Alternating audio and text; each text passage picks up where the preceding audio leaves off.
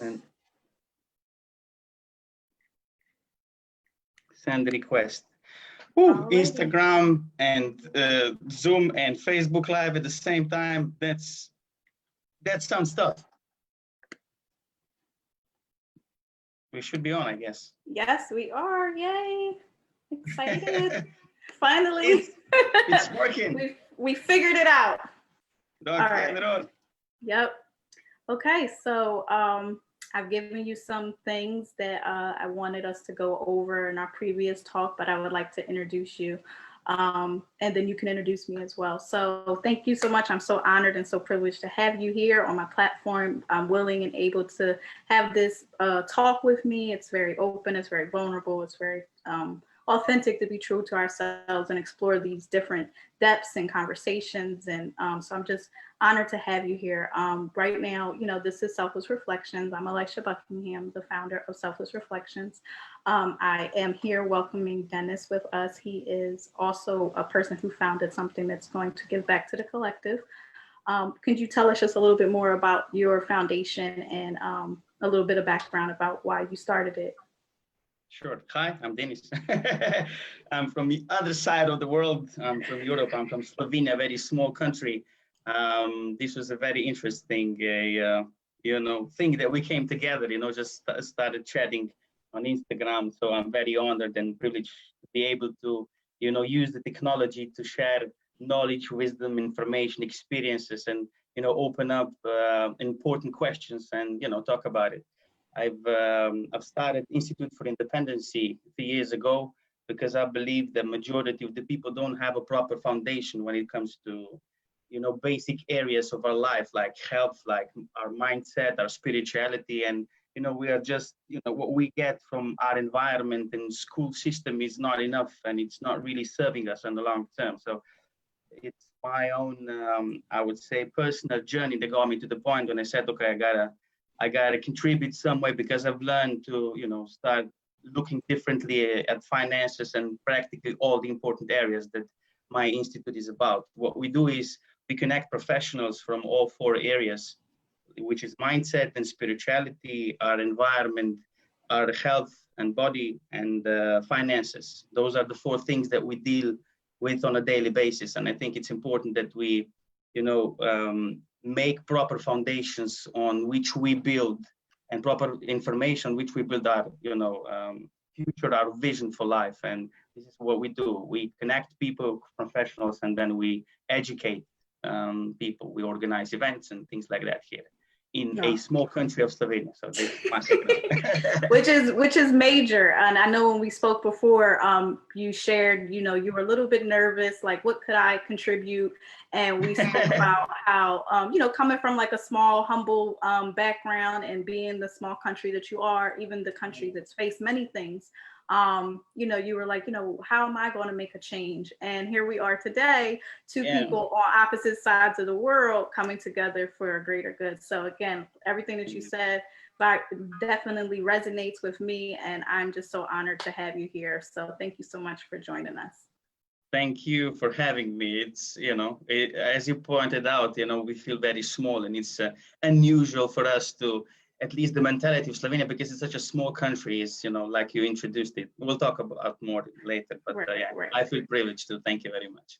Okay, so just a little bit about me. I founded Selfless Reflections on like a little personal journey of my own. I was coming out of a 7-year marriage where I had 3 beautiful children, and I just was not happy and fulfilled at that moment. And I had realized in the journey that, the things that I was living by, which is mainly my religion and just things that were told to me growing up, weren't satisfying. So that's why when we spoke, everything that you said resonated with me.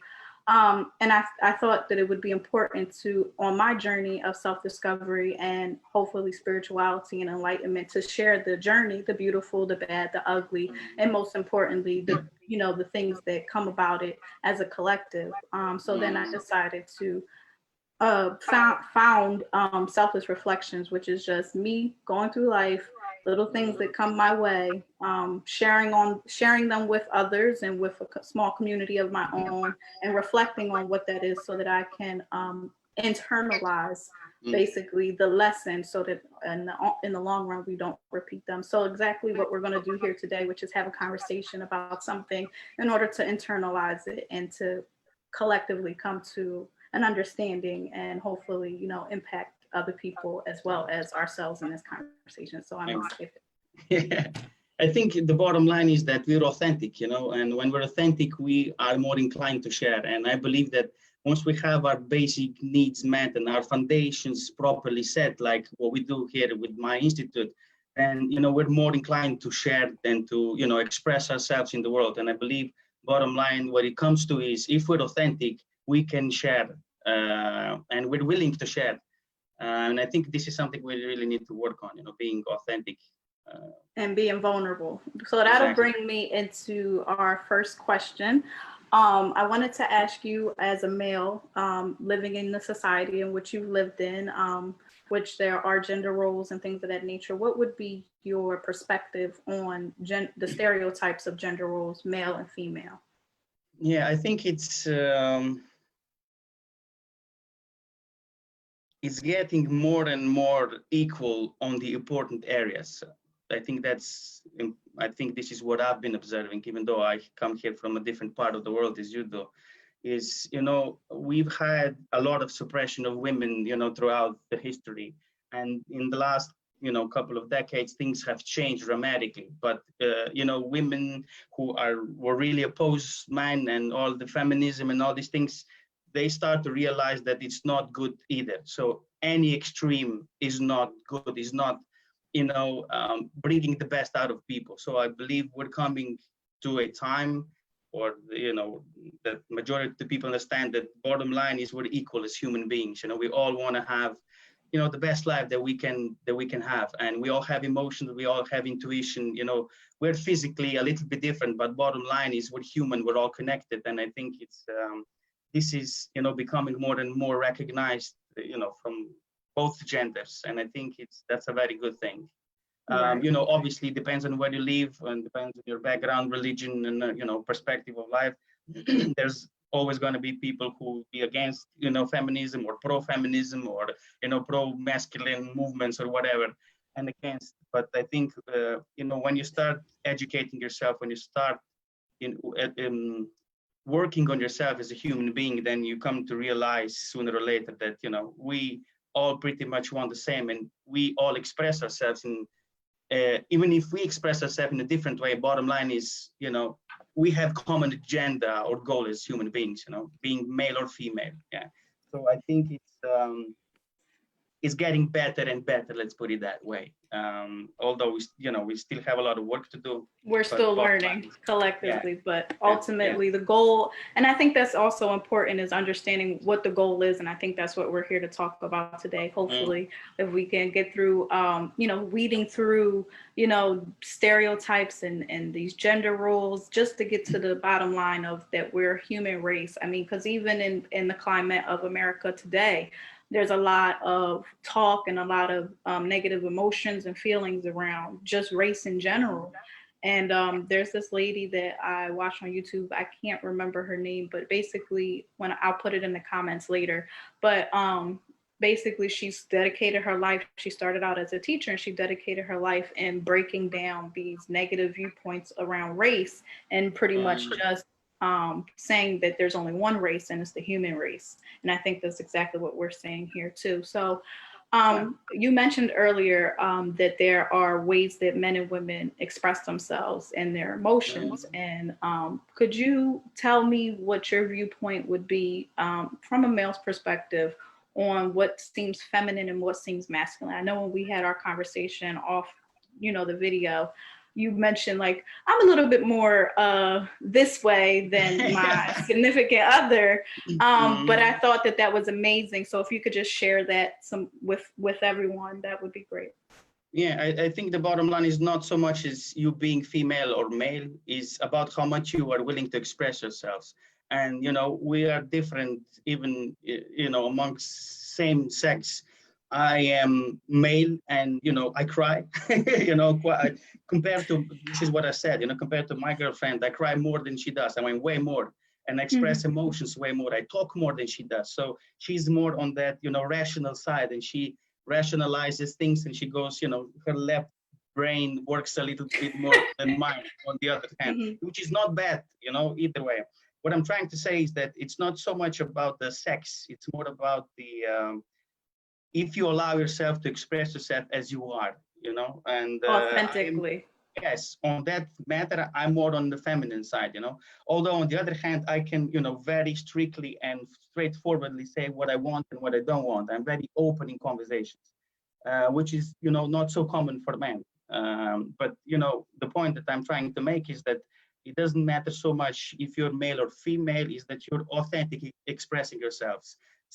And once you do that, is, some people will be very, open, straightforward, very emotional, cry a lot. Even men can do that, obviously, or vice versa. Even women can be, very rational, very, point to point or mathematical, let's put it that way. So I don't think it's so much about the gender as it is about the personality and the way you allow yourself to, be authentic.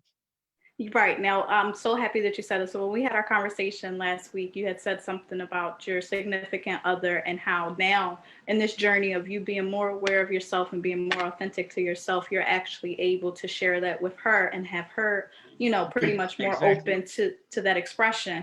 And so I wanted to definitely give you kudos for that. But I also wanted to, I think awareness is key. And I think that when we become aware that these gender ideas or these gender roles are coming from what society says or religion or what we're taught or seen growing up, we have to now, as the full adults that we are, look at what we see in our society and make a choice and say, as adults, this doesn't feel right to me. Exactly. Yeah. And then what am I going to do about it? And I think, again, that's why we're here having the conversation that we're having. But I think that for me, I always go back to what our society has pretty much inbred in us as we were growing up.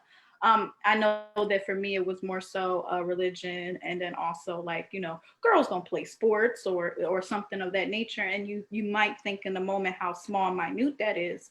But as a kid growing up and learning these things, then if you have an expression that doesn't match, or you want to express yourself in a way that doesn't match what what's been inbred in you, then that could have a negative effect. And I think that's why you founded the program or your thing, because we can have all those things. We can have the job, we can go to school and all that, but then once we realize, hey, this is not feeling right, where do we go at that point? And so I think what you've done is amazing with that. So can you tell me a little bit more what it looks like for you being vulnerable as a man? Momentarily, it's very painful because ego comes out, and it wants to defend your, I want to be strong. And it's Right. the same for men and women, there's no difference as far as I'm concerned. But yeah, I see a very good results on the long term, when you allow yourself to express yourself as I do. And what I wanted to also say is that we always find somebody who complete us if we allow that.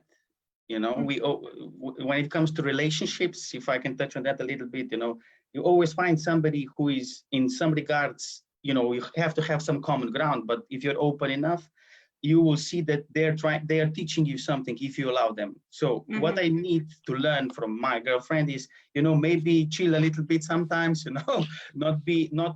not in the sense not to be vulnerable, but the way I express myself, because it can be very emotional and with a lot of, energy at the same time, which she can't handle well. But on the other hand, I'm teaching her to open up and express herself and be vulnerable, as you say. And I'm learning from her, if I allow that, which I try to do, is that, take some time, take a deep breath, go for a walk, think about it, then come and express yourself, So I believe it's very important that we see that, people and differences are trying to teach us something.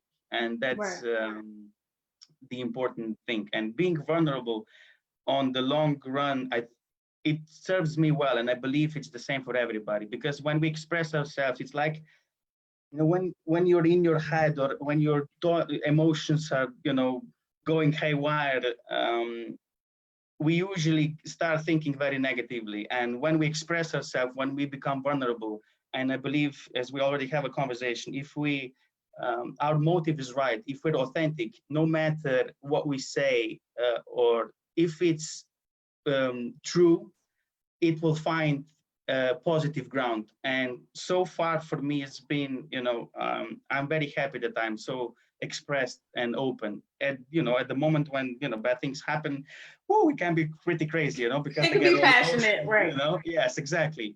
But on the long run, I mean, once I express myself, it feels like, I've unloaded, a truck of garbage from my back, even if she is not resonating with me, but just being able to say things and how I feel and express myself and be vulnerable is already healing for me. And I think it's something that men should do more often, and it would be very beneficial for all relationships, because and I think women do that more than right. often.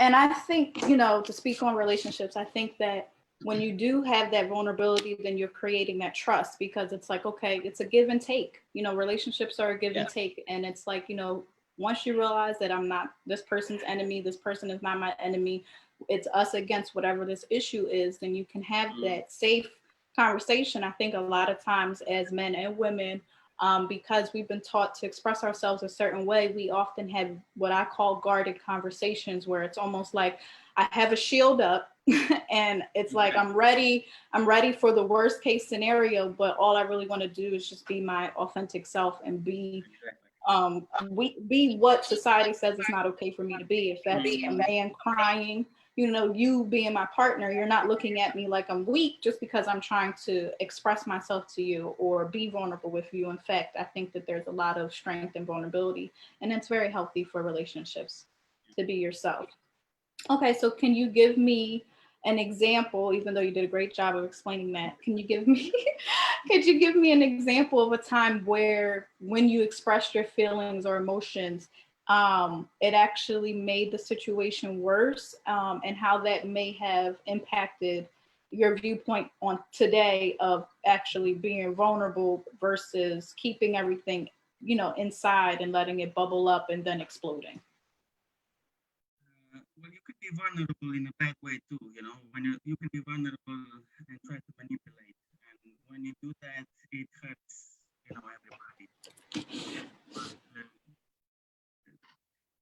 the worst things happen to the person who does that. And I tried that, we all do, because you want to, protect the ego, is saying, okay, this is bad for you, you shouldn't, be so vulnerable. And if you're a good communicator, if you, know how to talk, a lot, which I can, because I communicate a lot with the people, and I always had this urge to be able to express myself and communicate with people. It's very painful on the long run when you manipulate with that, because it doesn't serve anybody. But as I said, when you're authentic, when you really come from the right place, the other person can feel that. Sometimes you don't even need people to say something, and you can feel them, you can connect with them. Intuition is we all have intuition. It's been known that intuition is something that women are more capable of, but in truth is that we men and women, we all have the same capacity for intuition. It's just that we either use it or we do not use it. And I believe it's very important that we use our intuition, and from that place, when we use intuition, comes intent, and from intent, honesty, and this is how you build good steps, to a good conversation and eventually relationship. What was the second part of the question? Because I got lost a little bit. It's okay. So basically the question was, can you remember a time when, or I'll reword it, knowing what you know now, can you think back on a time where, because you kept your emotions to yourself and you weren't authentic, how it might have ruined a relationship or made a certain situation worse? And can you share that with, our viewers, so that, if they have experienced something like that recently, then they'll know that this is something that they need to work on and pretty much, be aware of, so that they can grow in that area. I was, a little bit different from the beginning. I was always very self-expressed. But the problem, when I was younger was that I was, when I expressed myself, it was a lot, it came with a lot of anger and accusations, and I put the blame on the other person, and, I always tried to win the conversation. And now it's very different. I'm trying to understand that obviously it's not trying to understand. I've learned to see that it's more important that everybody comes out a winner, not just me, in the long run. So I didn't have this problem that I would rather keep things to myself and, let them bubble up and go crazy. Yeah, eventually. But I was always very self-expressed. But I would, be very angry. I would scream at people. I would, call them names. And, this is how I would deal with this situation. So once you start working on yourself and you start to understand that everything goes full circle and everything comes back to bite you in the ass if you put it properly. Right. So I come to realize that it's way better that I when I express myself. I've learned that throughout the years of experience that yeah, it's cool that I express myself, but try to be loving and caring and come from the right place. This is the most important thing. Yes, so thank you. I appreciate that. And I think that's given everyone a picture of, where you could fall in that spectrum, because again, we're talking about you can call it what you want. Some people call it religion, some people call it spirituality, some people say finding themselves or the road to virtue. But everyone falls somewhere on that spectrum, and the spectrum could be what I've known it to be as either your lower self or you're on the pursuit to your higher self and higher being.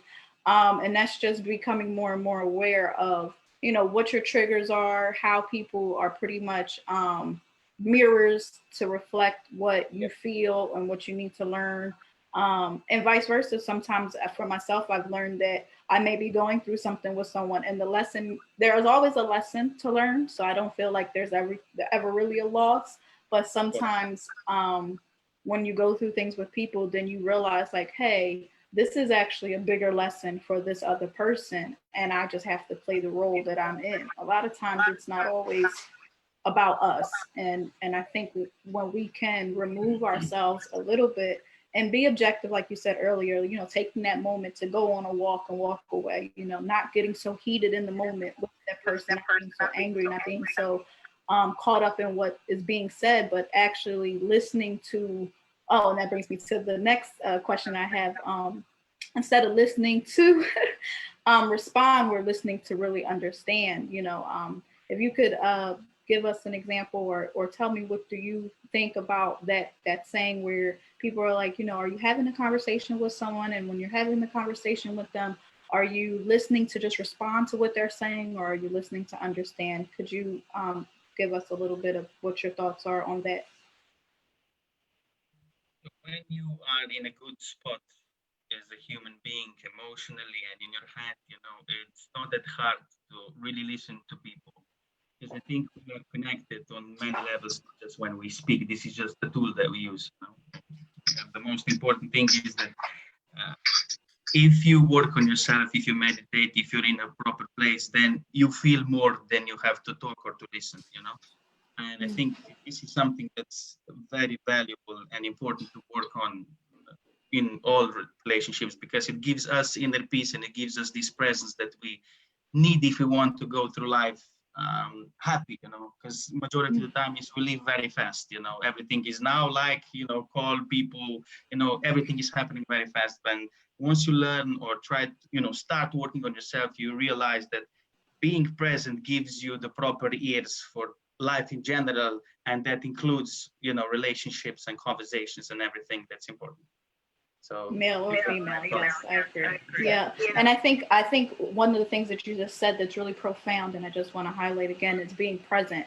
I think when I started meditating, the most important thing to me was learning the breath, because you had to hold it, and in that holding of the breath, it's I'm being present in this moment. Nothing else matters, and breath is your life. So you breathe. You breathe through things, and you find your breath in that moment, and then you realize in that moment that I'm actually being present with the breath. And so as I've gone through life, I've started realizing like, hey, I'm living in my past because I'm allowing my past whatever I haven't healed from that to project onto my present moment. And it's creating my past again because I haven't let go of my past and I'm staying in my past. So now, even with the situation that I'm in, I'm not struggling, but I'm being more presently aware that I'm just going to be present in this moment right here and right now. And I think that that is really important for people to understand is like, there are traumas, there are things that we've gone through, but we can't let them hold us back. And then also we can't worry too much about the future because the future hasn't happened yet. And we can sit here and think about a million different ways that the outcome could possibly be and worry and worry and worry, but then that's messing up our present moment at the moment. So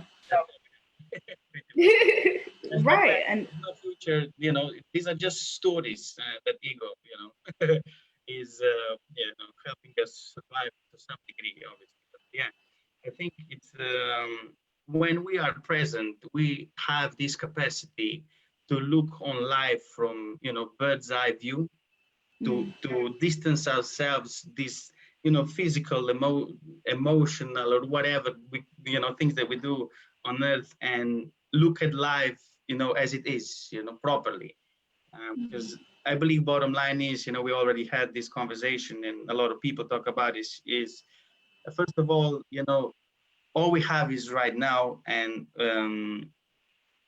it's super simple. If we it sometimes I'll put it that way, it's too easy for us and for our complicated mind to just do these simple things as just be here and enjoy, or whatever comes just take it in and let it go through, not so much to what we do is we take everything so seriously, for the lack of better words, because I'm running. It's okay. We want to be in the driver's seat. We don't want to be in the passenger seat. Exactly, but the beauty is, you can observe a lot. That's a very good thing you just said. You can observe life and everything that's around it, which creates it. If you're in the passenger seat, that's a very good way to put it. Because if you're driving, you're focusing on just one thing, and this is what our ego does. Ego just grabs hold of something that it deems true, and that's it. And we just go after that, and that's why we have so much problems when it comes to relationships, when it comes to religion, and all these kind of things already talked about, is because we get so caught up in this how it should be and what's expected and what's deemed okay by society. But bottom line is that everybody wishes the same. And if I'm screaming at you or we have an argument, bottom line is we want to have a good relationship, because if we didn't care, right, we wouldn't be trying. But we get caught up in this moment. Yes, stupid things. Let's put it that way. Unnecessary, it's just we think we need to fight for our survival when we don't really. And this is what's messing us up pretty much, Yeah, and I use that analogy because me and my significant other, we were in the car, and he normally drives everywhere. He drives long distances, and he had just come back from a road trip, and he wanted me to drive, which was different because he always wants to drive. So I drove my vehicle, and he's sitting in the passenger seat, and we're going down a road we've always gone down, and he's like, "Oh, I've never seen that before." And I thought to myself, like, "Oh, I've seen it a million times because I've been in the passenger seat." And so, exactly. So I definitely feel like that's what it's the same thing with life. And so once we can let go of trying to control everything by understanding that we're really not in control. And I think that what it is for us is just understanding what the journey is, and not necessarily what the destination. And I feel like we've always been told like we have to have a plan for where we want to be in life, and I think that having a plan is the right thing to do. Have an idea, but ultimately be open to growth. And I think if the growth is the plan, then whatever happens, and we're going to look at it at a, like you said, a bird's eye view of how's this affecting this thing, how's this affecting this, how can I respond, what will my response do. And I think like when I go through things, like I had a spat with my significant other, and he didn't understand why I wanted to shut down. And I knew that in the past, when I was in my lower self, I would be angry. I'm a Sagittarius, so I have fire energy. So I'm so passionate and I feel things so deeply, and I'll just say things. And I realized that that's not healthy and it's not fair. So what I'll do is, before I even try to say anything or speak on the circumstance, I want to make sure, why am I feeling like this? Is this because of something that's happened in my past? Is this something that really has to do with what just happened? Were they my feelings in the first place? Because, you know, you can feel energy in the room. So if you walk into a room and it's already tense, then you're on the defense. And then it's like, why are we arguing? And it's just unnecessary. And he was like, well, I've never experienced that. I've never had someone say to me, you know, I'm processing my emotions. And that's what I said to him. I said, I can't really tell you how I feel right now because I'm processing it. Can I let you know? Can we talk about this later or whatnot? You know, because right now I'm in it and I want to, you know, I value our relationship and I value where we're at. And I don't want to say something that might be hurtful, that really wasn't needed to be directed at you or needed to be said. And so that helped me in that moment realize how much growth I've had, because in the past, I probably wouldn't have stopped to process it. I would have just been true to my feelings in the moment and then messed up something in the long run because I didn't take the time to really think about what was really happening in that moment. So yeah. This is where, growth comes from. When we start to feel our emotions and when we see, okay, I'm getting angry and we are aware of it, then this is very, very important. I mean, we've done something right up to that point, because we know, okay, this happens in these kind of situations. We can analyze it. We say, okay, stop, I need a break. I need to, relax, go for a walk, whatever. I'll come back and we'll have a conversation. Yeah, this is something. Once we learn that, or obviously sometimes you go off as well, we're humans and you're not always in that mood.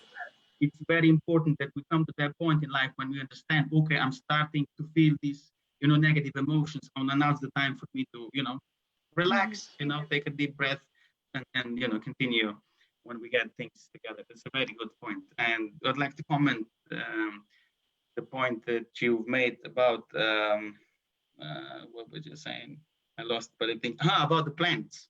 I think plans are important, that we have plans for the future, but what we usually do is we get so caught up with that plan and having it in the mind all the time that it has to turn out that way, that it robs us of the present moment. We can have plans that's perfect. We should have plans, but we should be present and allow it to happen, not to manipulate with it. And this is something that kills the joy, and majority of the people who are passionate about something stop doing that because they get so much negative feedback that they just give up, because they're so caught up with how things should run. But we have the plan and then we let it go, and I think this is the proper way to tackle it. And I want to say, from the last time we had our conversation, you had said something and it resonated with me as well, where we're as being in what we're doing, we are pursuing our dreams, we are pursuing our passions in our own way.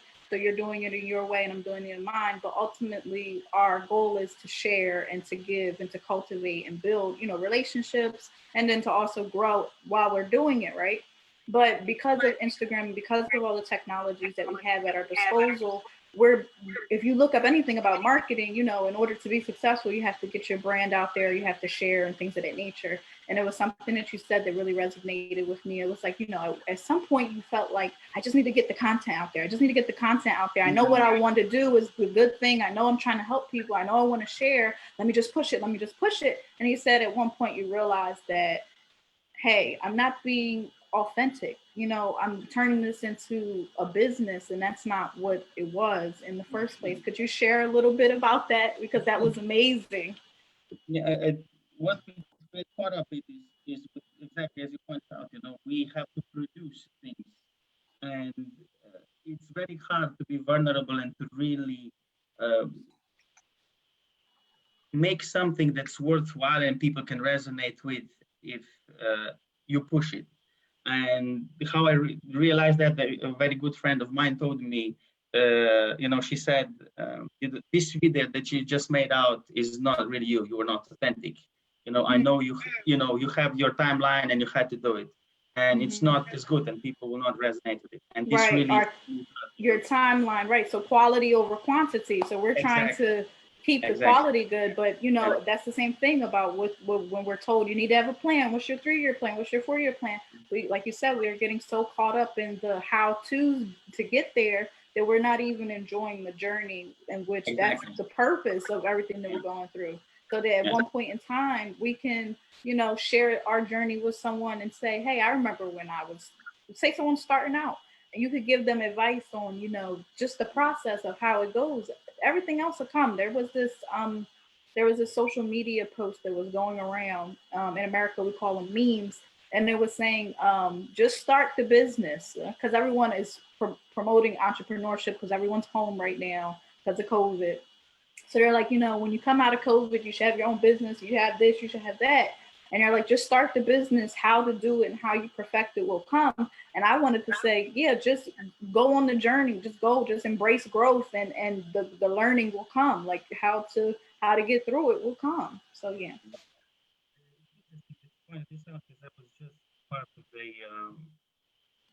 a workshop, a 3-day workshop, from the idea, from the idea to the company and all in between, and the guy was really smart, he knows how to, what are good ideas, what will sell and what not. And, he started this from a very marketing wise or very strategic, rational point of view. And he said, go out on the street and sell your thing to 5 people. If they buy, after 10, 50, whatever, then you got a business.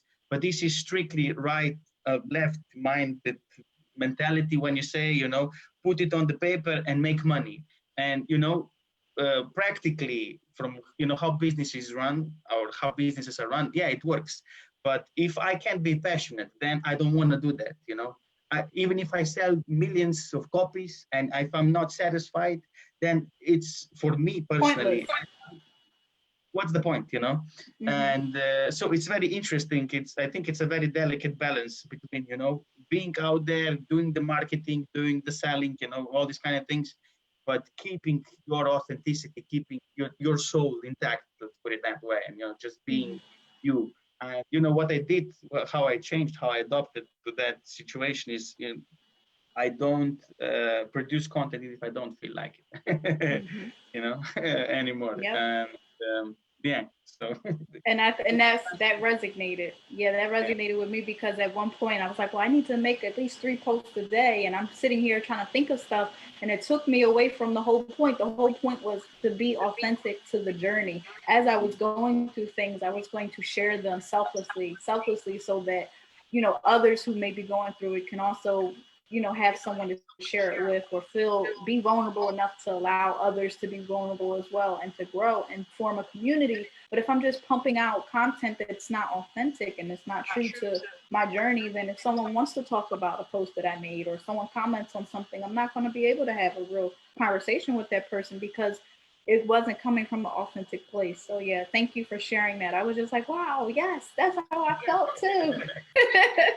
So yeah. Line, but we need, the bottom line is, as any kind of relationship, you have a relationship with your business too, and if it's, misusing you, let's put it that way, if you put money in front of everything, or anything that's outside of you, it will end up badly on the long run. Yeah, you can win, make a lot of money, be famous, whatever, but we've heard too many stories about people who had everything and committed suicide, or got terribly ill, whatever. So I think the more aware we are as human beings, easier we deal with relationships, easier and more present we are when it comes to making business, or everything. And I think it all comes down, as the way we start this conversation: being authentic, being true to yourself, being vulnerable is very important, from the proper place, reason, and motive. And I think these are the keys, to a. Right. And I wanted to highlight, but I know we have like 10 minutes left, but I wanted to highlight as well, like right now with COVID, everything that's happening, I think that now is the greatest opportunity to make those connections with, our families and our friends. A lot of the distractions that we had to deal with on a day-to-day basis have been removed. It's shown us just how vulnerable our economy is, and how vulnerable, just day-to-day operations are, and how important, having relationships and being happy and being content are, because we're not promised tomorrow. And I think that is so much at the forefront right now than it has been ever before. So now, if you can mend a relationship, mend it. If you can avoid a confrontation, avoid it. If you can find a way to spend more quality time with your family members or friends or whatnot, you do that.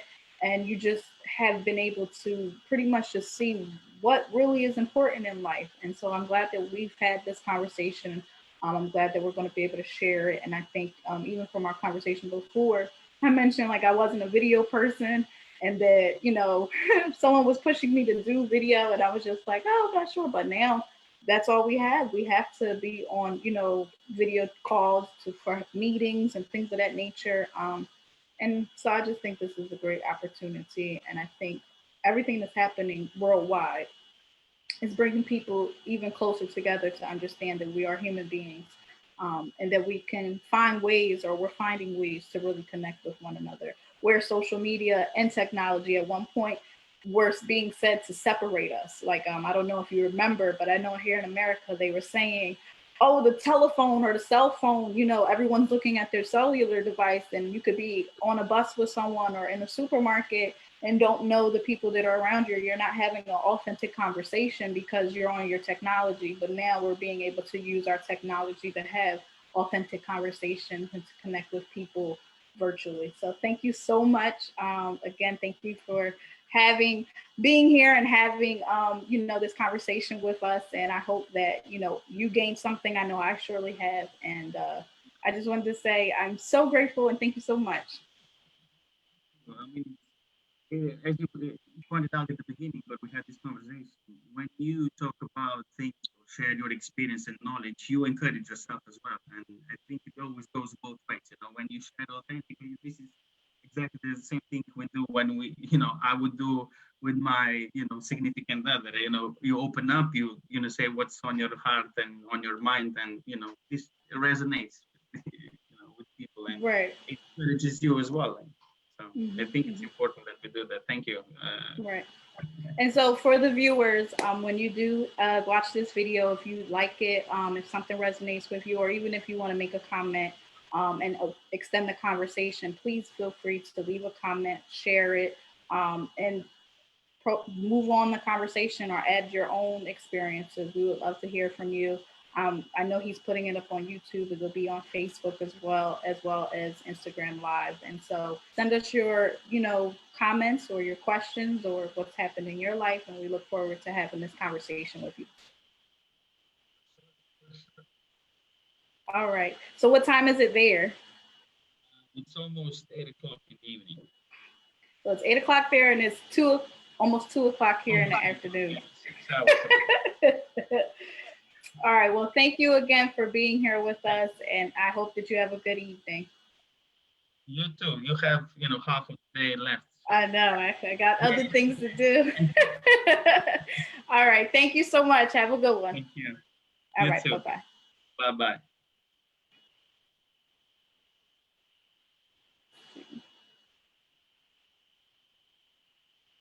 Okay.